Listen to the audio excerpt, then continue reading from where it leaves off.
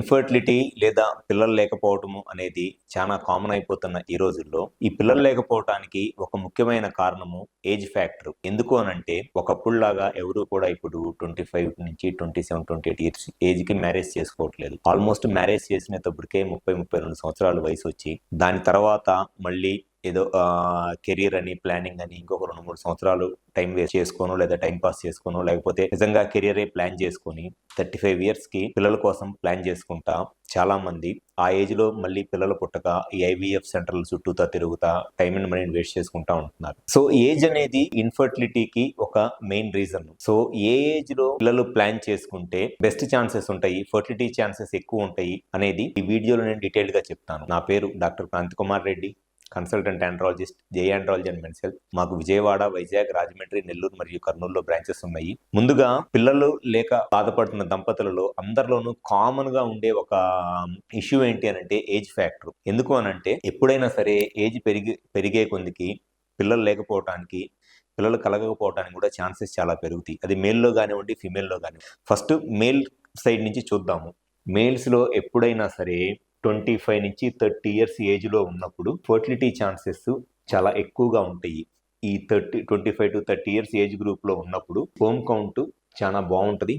దాంతో పాటు sperm quality కూడా చాలా బాగుంటుంది. ఎందుకు అనంటే జనరల్ గా ఈ 25 నుంచి 30 ఇయర్స్ ఏజ్ లో ఉన్నప్పుడు టెస్టోస్టెరాన్ హార్మోన్ లెవెల్స్ మేల్స్ లో చాలా ఎక్కువగా ఉంటాయి. స్పెర్మ్ ప్రొడక్షన్ కి, స్పెర్మ్ క్వాలిటీకి టెస్టోస్టెరాన్ హార్మోన్ అనేది చాలా చాలా ముఖ్యం. అండ్ ఆ ఏజ్ లో ఫిజికల్ గా ఫిట్ గా ఉంటారు, ఎక్సర్సైజ్ చేస్తారు అండ్ కొంత హెల్దీ లైఫ్ స్టైల్ అంతా ఉంటది. షుగర్, బీపీ లాంటి ప్రాబ్లమ్స్ ఏమీ రావు. కాబట్టి ఈ ఏజ్ లో 25 నుంచి 30 ఇయర్స్ ఏజ్ గ్రూప్ లో ఉన్నప్పుడు స్పెర్మ్ కౌంట్ అనేది చాలా ఎక్కువగా ఉంటుంది అండ్ ఆ ఉన్న స్పెర్మ్ కౌంట్ కూడా చాలా క్వాలిటీగా ఉంటుంది. అదే గ్రాడ్యువల్ గా ఏజ్ పెరిగిపోయే కొద్దికి స్లోగా టెస్టోస్టెరాన్ హార్మోన్ లెవెల్స్ ఎవరిలైనా సరే మేల్స్ లో తగ్గిపోతాయి.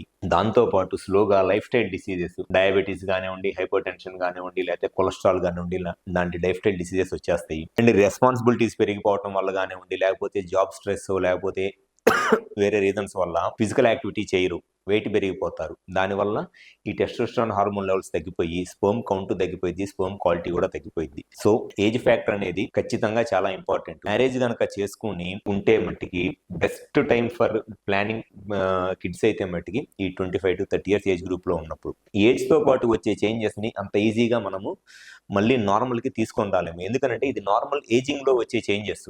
నార్మల్ ఏజింగ్ లో కనుక సింపుల్ ఎగ్జాంపుల్ గా మీకు చెప్పాలి అనంటే ఏజింగ్ ప్రాసెస్ అనేది బాడీలో ఉన్న అన్ని పార్ట్స్ కి వస్తుంది. ఒక ఎగ్జాంపుల్ చెప్పాలి అనంటే ఏజ్ తో పాటు జుట్టు వైట్ గా అయిపోయింది లేదా జుట్టు ఊడిపోయింది. వైట్ గా అయిపోయిన జుట్టుని మీరు ఏ మెడిసిన్స్ వాడుకున్నా మళ్ళీ నల్లగా అవ్వదు. వేసుకుంటే రంగు వేసుకోవటం, లేకపోతే జుట్టు ఊడిపోతే టోపీ పెట్టుకొని తిరగటం, లేకపోతే విగ్గు పెట్టుకొని తిరగటం. అంతేగాని జుట్టు రాదు, మళ్ళీ తెల్లగా అయిపోయిన జుట్టు మళ్ళీ నల్లగా అవ్వదు. ఎందుకంటే అది నేచురల్ ఏజింగ్ ప్రాసెస్. అట్లానే మీకు పైన కనపడుతున్న హెయిర్ లాగానే లోపల ఉండే అన్ని ఆర్గాన్స్ కూడా ఏజ్ వస్తుంది.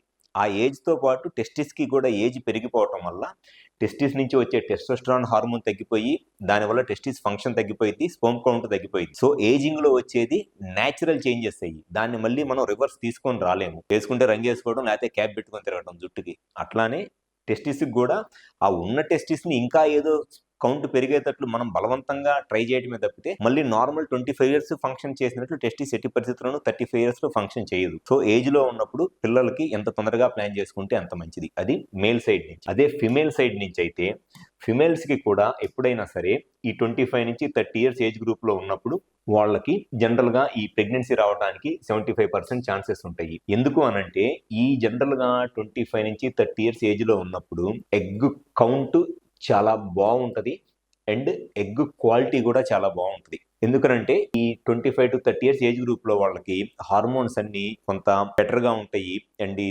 ఫిమేల్స్ లో జనరల్ గా ఉండే ఒక ప్రాబ్లం ఏంటంటే థైరాయిడ్ ప్రాబ్లం. వాళ్ళకి చాలా మందిలో 25-30 ఇయర్స్ ఏజ్ క్రాస్ అయిన తర్వాత ఈ థైరాయిడ్ ఇన్సఫిషియన్సీ వచ్చేసి థైరాయిడ్ ఇన్సఫిషియన్సీ వల్ల కూడా ఎగ్ కౌంట్, ఎగ్ క్వాలిటీ తగ్గిపోయింది అనమాట. లేకపోతే వెయిట్ పెరగటము, ఒబేసిటీ, లేకపోతే ఈ స్ట్రెస్, యాంగ్జైటీ వల్ల దాని వల్ల కూడా కొంత ఈ మెన్స్ట్రువల్ డిస్టర్బెన్సెస్ రావటము, PCOD లాంటి ప్రాబ్లమ్స్ రావటము, వెయిట్ ఎక్కువగా ఉండటం వల్ల దాని వల్ల కూడా ఎగ్ కౌంట్, ఎగ్ క్వాలిటీ తగ్గిపోయింది. సో ఎప్పుడైనా సరే ఈ 25 to 30 ఇయర్స్ ఏజ్ గ్రూప్ లో ఉండి ఎగ్ కౌంట్, ఎగ్ క్వాలిటీ ఉన్నప్పుడే ప్రెగ్నెన్సీ ప్లాన్ చేసుకోవాలి. ప్లస్ ఈ ఏజ్ గ్రూప్ లో ఉన్నప్పుడు పర్టికులర్గా హెల్దీ లైఫ్ స్టైల్ మెయింటైన్ చేయడం చాలా ఇంపార్టెంట్. డైలీ ఫిజికల్ యాక్టివిటీ చేయటము, వెయిట్ కంట్రోల్లో ఉండటము, షుగర్, బీపీ లాంటి ప్రాబ్లమ్స్ ఏదైనా ఉన్నప్పుడు అవి కంట్రోల్లో ఉండేటట్టు చూసుకోవటము. పర్టికులర్గా ఫీమేల్స్ అయితే థైరాయిడ్ లాంటి ప్రాబ్లమ్స్ ఏదైనా ఉంటే దాన్ని రెగ్యులర్గా మెడిసిన్స్ యూస్ చేసుకోవడం అనేది చాలా ఇంపార్టెంట్. అదే ఫీమేల్స్లో ఏజ్ పెరిగే కొద్దికి స్లోగా వాళ్ళకి ఎగ్ కౌంటు తగ్గిపోయిద్ది అండ్ ఎగ్ క్వాలిటీ కూడా తగ్గిపోయింది. ఏజ్ పెరిగే కొద్దికి మంత్ ఆన్ మంత్ వచ్చే ఎగ్స్ క్వాలిటీ ఉండవు. మోస్ట్లీ ఇమ్మెచ్యూర్ ఎగ్స్ వస్తాయి. సో దానివల్ల ఏమైంది అని అంటే మేల్ సైడ్ నుంచి కనుక స్పెర్మ్ కౌంట్ బాగున్నా సరే ఫిమేల్ సైడ్ నుంచి ఎగ్ కౌంట్ తగ్గిపోవడం వల్ల ప్రెగ్నెన్సీ రాకపోవడానికి ఛాన్సెస్ ఉంటాయి. అట్లా కాకుండా మేల్స్ కనుక మళ్ళీ ఫర్టైల్ పీరియడ్లో ఏజ్లోనే ఉండి అప్పటికే ఫిమేల్స్ 30 years ఏజ్లో ఫర్టైల్ ఏజ్లోనే ఉండి ఫిమేల్స్ అప్పటికే 35 years వచ్చినాయి అనుకోండి, వాళ్ళ సైడ్ నుంచి స్పెర్మ్ కౌంట్ తగ్గిపోయింది. సో మేల్ సైడ్ నుంచి ఎగ్ బాగున్నా ఫిమేల్ సైడ్ నుంచి స్పెర్మ్ బాగోకపోవటం వల్ల ప్రెగ్నెన్సీ ఛాన్సెస్ తగ్గిపోతాయి. సో బెస్ట్ ప్రెగ్నెన్సీకి ప్లాన్ చేసుకోవాలి అనుకుంటే మేల్ ఫీమేల్ ఎవరైనా సరే బెస్ట్ ఏజ్ ఏంటి అని అంటే 25 to 30 years ఏజ్ గ్రూప్. లేదు ఒకవేళ ఈ ఏజ్ గ్రూప్లో ఇంకా మ్యారేజ్ అవ్వలేదు అని అనుకుంటే ఇమీడియట్గా 30 years తర్వాత కనుక మ్యారేజ్ చేసుకునేటట్లయితే ఇమీడియట్గా ప్రెగ్నెన్సీకి ప్లాన్ చేసుకోండి. అంతేగాని కెరియర్ ప్లానింగ్ చేసుకోవాలి ఇవన్నీ అని అనుకుంటే మీ కెరియర్ ప్లానింగ్ అయిద్దో అవదో తెలియదులే, కానీ వన్స్ ఏజ్ పెరిగి స్పెర్మ్ కౌంట్ తగ్గిపోయి ఎగ్ క్వాలిటీ తగ్గిపోతే మీరు ప్లాన్ చేసుకున్న కెరియర్లో వచ్చిన డబ్బులు మొత్తము మీకు ఐవీఎఫ్ సెంటర్ల చుట్టూతో తిరగటానికి అండ్ మీకు ఉండే ఆ స్ట్రెస్ని దానికే సరిపోతే తప్పితే ఎటువంటి ఉపయోగం ఉండదు. సో కెరియర్ని ఎప్పుడైనా సరే ప్లాన్ చేసుకోవచ్చు, కానీ పిల్లలు మాత్రం ఖచ్చితంగా ఒక ఏజ్ దాటిన తర్వాత మీరు ఎంత ట్రై చేసినా ఎన్ని హాస్పిటల్స్కి తిరిగినా ఎన్ని గుళ్ళకు తిరిగినా కూడా పుట్టరు.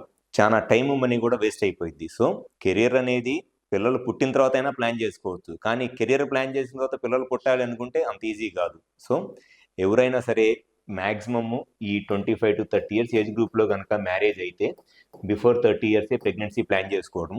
ఒకవేళ ఆఫ్టర్ 30 years మ్యారేజ్ అయితే మట్టుకి ఇమీడియట్గానే ప్రెగ్నెన్సీ ప్లాన్ చేసుకునేటట్లు ప్లాన్ చేసుకోండి. ఫ్యూచర్లో మీకు ఎటువంటి ఇబ్బందులు లేకుండా ఉంటాయి. Thank you.